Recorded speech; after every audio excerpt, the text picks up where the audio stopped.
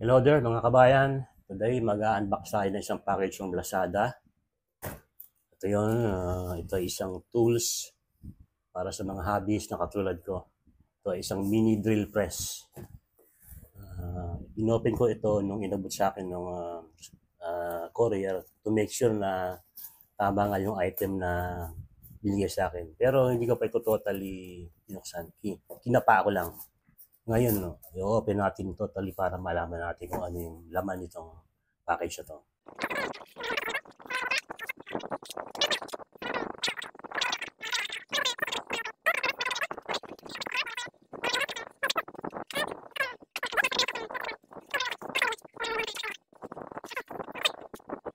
Ay, mabigat siya. Maliit lang siya pero mabigat siya. At saka itong, ano niya, meron siyang pihitan dito. Tapos, ito yung pinaka-motor niya. At ito talaga yung spindle niya. And also, ito merong adjustment dito kung gusto mo yung itaas baba. Ito lang yun. Ito. So, solid metal to, stainless steel. Tapos, yung nagpapaikot dito sa pinaka-ano niya, chuck niya, drill bit. Itong rubber fan belt na ito. Hindi ko alam kung anong tawag dito. Hindi naman to timing belt. No? Tapos meron siyang saksakan ng dito, DC power jack dito, pero wala siyang on-off. No? So ngayon, madalaman natin kung ito ba ay effective, mahusay ba ito, para saan ba ito. So first of all, kakabit natin itong power supply niya. Yung power supply niya magaan, no? Parang ano lang siya, very cheap peeling. Saksak natin sa power outlet, and then itong kanyang DC jack dito, nalagay natin dito sa kanyang DC in. Yeah. So hindi pa siya naka-on dahil meron siyang switch dito. Okay. So meron tong variable speed. I think from minimum to maximum. Yung kanyang minimum yata 0 volts, tapos yung maximum niya is 24 volts. So once na yun natin, isinwitch natin to, tsaka pa lang iikot yung motor. Ay, kung madidinig nyo, iikot na siya. Ayan. Mahina pa lang siya kasi nasa siguro 6 volts pa lang ito or 5 volts. Pero kapag tinodo, habang tinotodo, lumalakas din yung ikot niya. Okay, ngayon kakabit na natin ng isang drill bit. Pili tayo ng isang drill bit dito na ikakabit natin.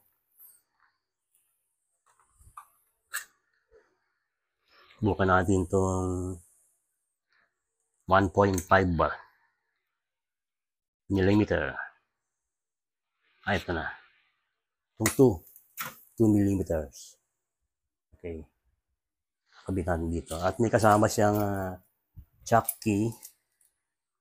Kukunin natin to dito para ipang-ikot doon sa kanyang drill chuck. Okay.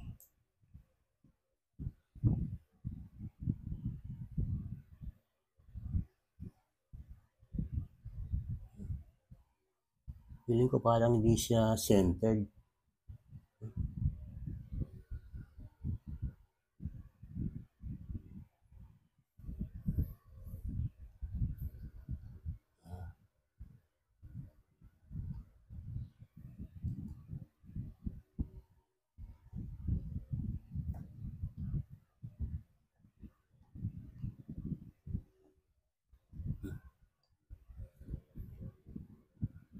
Okay. So, i-center natin to dahil delikado. Okay. So, mukha naman siyang tama. Sakto doon sa butas. Ngayon, subukan natin sa kahoy. Siyempre, sigurado, lang to. Simpleng-simple ito. So, paikutin natin yung kanyang. Alright. So, umiikot na. Bukan natin. Oh, very simple. Very smooth. Okay, nasa kalahati pa lang ako ng power. supply. Siguro nasa 12 volts to. Okay, taas-taasan natin. So, for reference lang, ganito kakapal yung acrylic sheet na ikakat ko. 5 mm siya. Parang yung plywood na kinal ko kanina, halos magkasing kapal lang sila. Pero siyempre, dahil plywood to, mas malambot to. Pero ito, yung kinat ko kanina, ganun din. Pero sabit lang, madali lang siya. Yung subukan natin ulit mag-cut with a increase speed. Siguro, probably mga 15 volts. Tapos, sumin natin ng konti para makita nyo. Ayan, walang kahirap-hirap. Siyempre, ano lang naman to, plastic.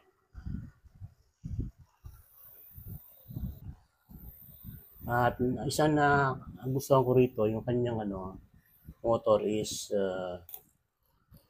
tahimik. Brushless siguro ito. Okay. So, clean cut siya o clean hole ang kanyang ginawa. Nabutas niya malinis. Hindi katulad ng dati kong drill na ginagamit. Natutunaw, sobrang init. Ngayon, subukan natin is itong maliit na aluminum metal. Okay. Ito, ang kapal nito nasa approximately 2 mm. Tingnan natin kung gagana ba ito sa Okay. Puka na dito sa mga may butas na. Alamin natin kung ano magiging kalalabasan nito.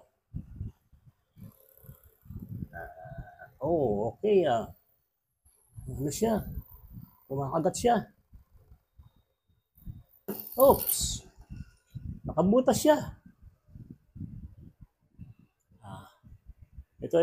Butas niya. Ang bagong butas. So kaya ako binili ito dahil kailangan ko ng portable na drill na pangbutas sa mga project namin sa pag-demo sa klase. So hindi ko pwedeng dalhin yung malaking drill ko. Ito. Napakalaki nito at pabigat. So kailangan niya ng malaking space at saka tsaka maingay yan. So ngayon, naisip ko bilhin ng mini drill press na magaan at powerful. Yung unang sinubukan ko, bumili ako ng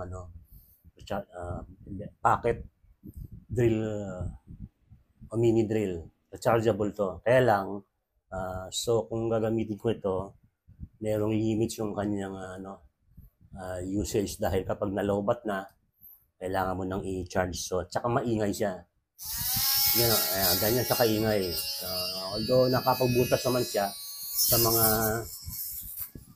ganyan siya kaingay. Napakaingay niya. Compare dito sa ito, bagamat medyo may kabigatan compare dito, at least hindi naman sobrang bigat. At saka ito, matatag to. Ito hindi ko mapagamit sa mga estudyante ko kasi once na hindi tama yung kanilang pagbutas, ay baka mabali yung drill bit kasi maliit lang yung drill bit na ginagamit namin.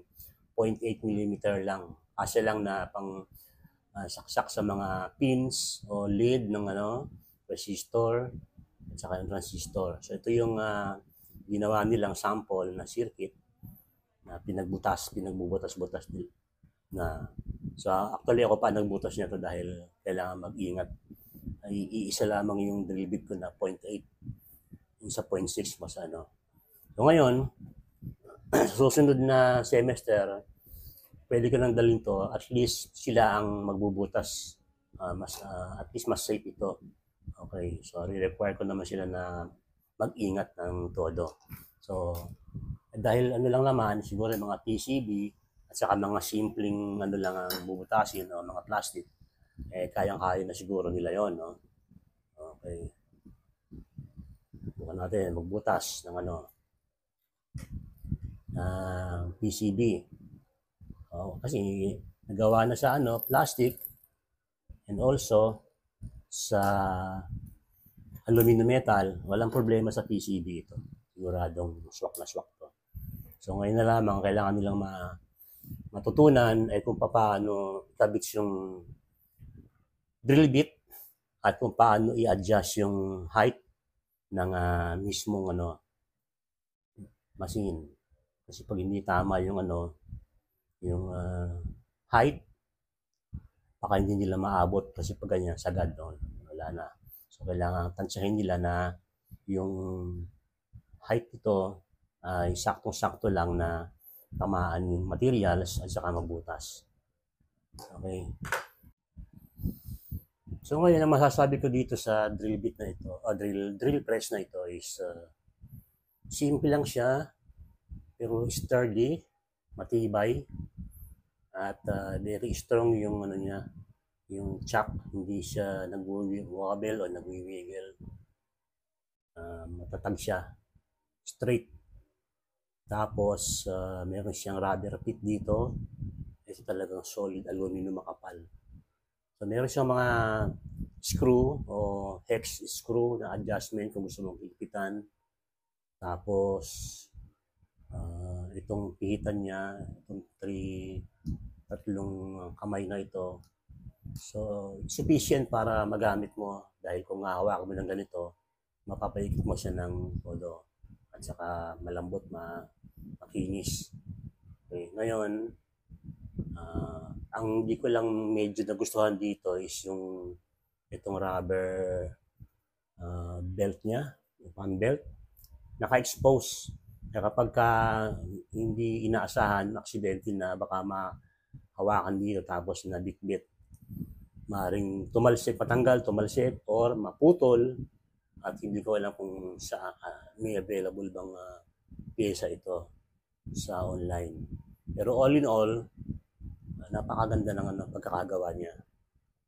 Ito. So ito rin ay isa pang naka-expose din kapag naranggal dito, maaaring mabunot, hindi gumana. Pero all in all, very useful siya. Very portable, cute tingnan, at powerful. Mini drill press. So actually, wala siyang pangalan. Very ano siya, very generic.